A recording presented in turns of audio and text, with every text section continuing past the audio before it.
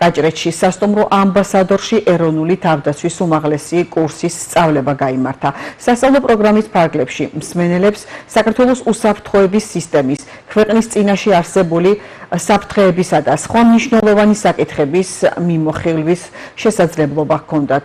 კურსი 5 დღის განმავლობაში მიმდინარეობდა და მასში საქართველოს სამთავრობო უწყებების, საკანონმდებლო ხელისუფლების, სამოქალაქო სექტორის, მედიისა და სხვა სფეროს წარმომადგენლები მონაწილეობდნენ. კურსის მიზანია რეგიონულ და საერთაშორისო კონტექსტში საქართველოს უსაფრთხოების სისტემის მიმოხილვა, ქვეყნის მოქალაქეების როლისა და პასუხისმგებლობის ანალიზი ეროვნული თავდაცვისა და უსაფრთხოების სისტემის ფორმირების პროცესში.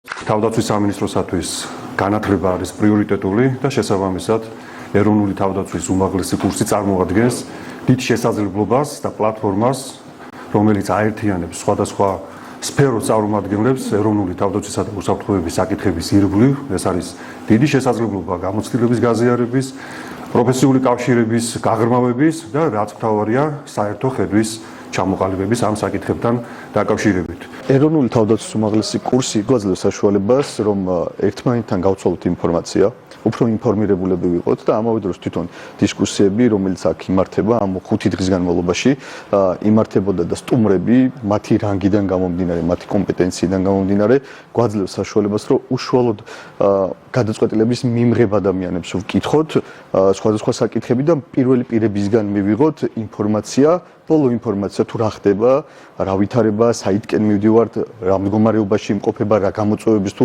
ამ გამოწვევების გადალახვის პროცესში იმყოფება ქვეყანა. მადლობა მინდა გადავუხადო თავდაცვის ინსტიტუციური აღმშენებლობის სკოლას.